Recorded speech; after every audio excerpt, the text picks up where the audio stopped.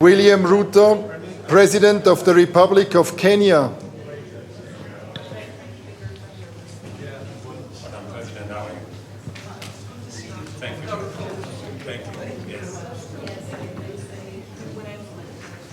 Albania.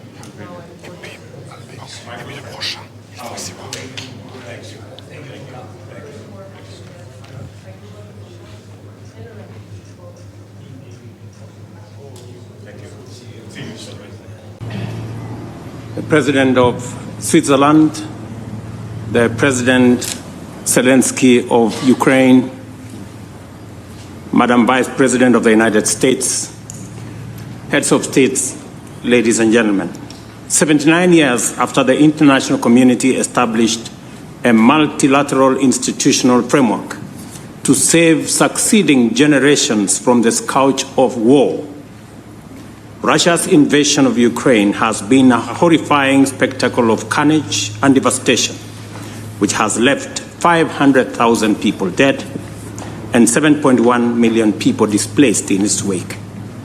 Across the world, people and nations are enduring the negative consequences of disrupted supply chains. Kenya's position has been clear and unequivocal from the beginning. Russia's aggression against Ukraine is unlawful, unjust, and a violation of the fundamental principles of international law, which honor the sovereign equality of nations, upholds their territorial integrity, and advocates the peaceful resolution of all disagreements. Just like the war in Ukraine, the war in the Middle East has been equally devastating. So is the case with the war in the Sahel region in Africa, in Eastern DRC, in Somalia, in the Horn of Africa, and of course in the Sudan. 40 million Africans have been displaced by the war in our continent, and 2.5 million kids are out of school. This state of affairs speaks volumes of global leadership, and especially the peace architecture at the United Nations, and more specifically the gridlock at the United Nations Security Council. Today, a farmer in Kenya, in rural Kenya actually, knows there is war in Ukraine for two reasons. Number one, he paid more for his fertilizer, and number two, his fertilizer came late.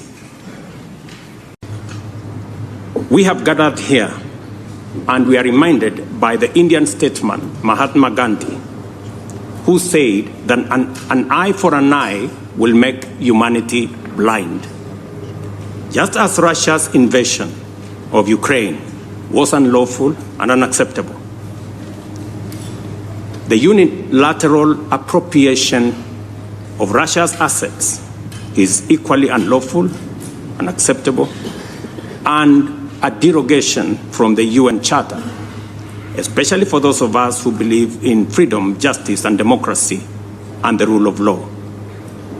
As we embark on this journey to resolve conflict in Ukraine and throughout the world, it's time for parties to the war in Ukraine to demonstrate good faith, abandon intransigent attitudes, and soften their positions.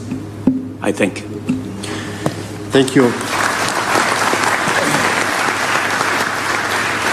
This peace summit is a historic step in the right direction. For the first time, we have convened to talk about peace in Ukraine and not war in Ukraine. Secondly, a commitment to peace makes certain fundamental concessions inevitable. This summit should not be a meeting of just friends. This should be a meeting of both friends and foe. To succeed in this positive trajectory, Russia must be on the table, number one. Number two, an American general, Norman Swartzwell, said, the more we sweat in peace, the less we bleed in war. It is time for leaders of the world to talk about peace, negotiate peace, work hard to build peace, and configure a global strategic framework that integrates peace as the sole means and end of human.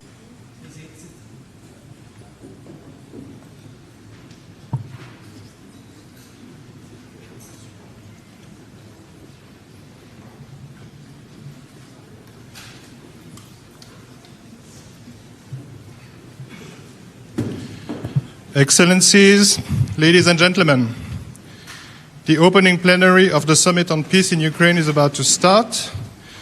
The first speaker will be Ms. Viola Amherd, President of the Swiss Confederation. The plenary will be chaired by Mr. Cassis, Head of the Federal Department of Foreign Affairs. Madam President, you have the floor. Excellencies, ladies and gentlemen, it is an honor for me to welcome you here to the Bürgenstock, high above Lake Lucerne.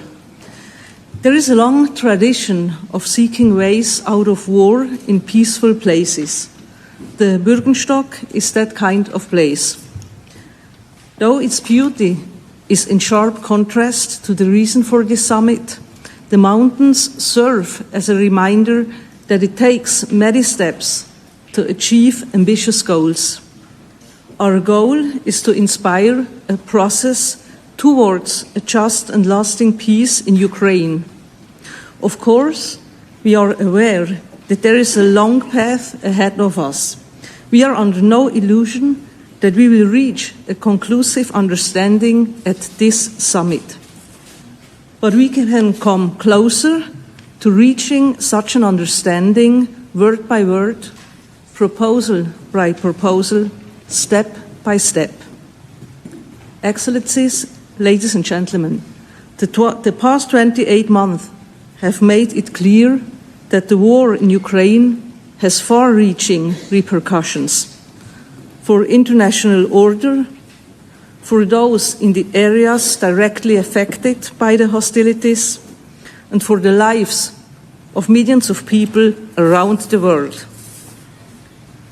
We all have an existential interest in ensuring that international relations are based on rules and on respect for international law and human rights.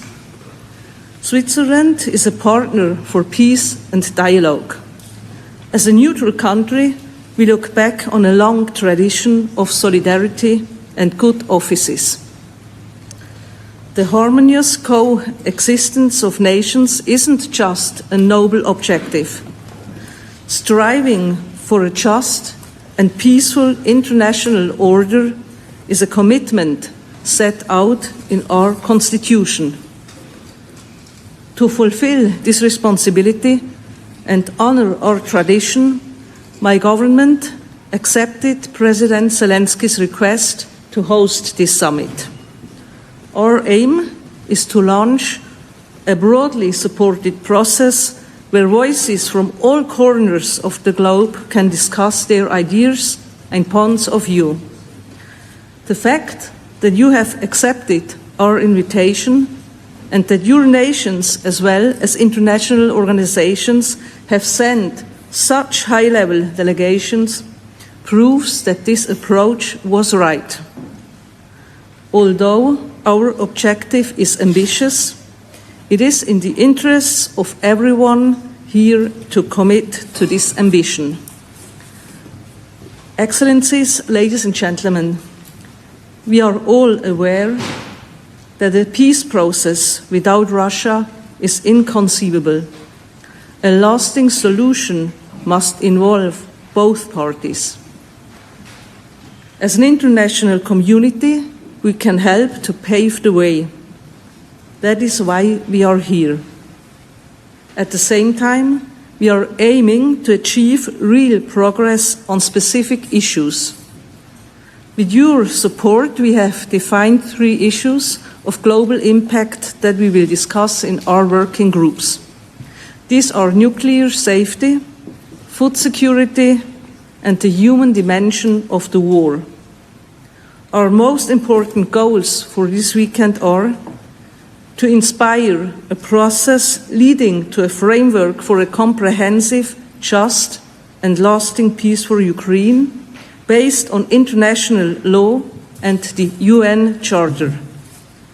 To develop a common understanding on how to take concrete steps towards such a framework.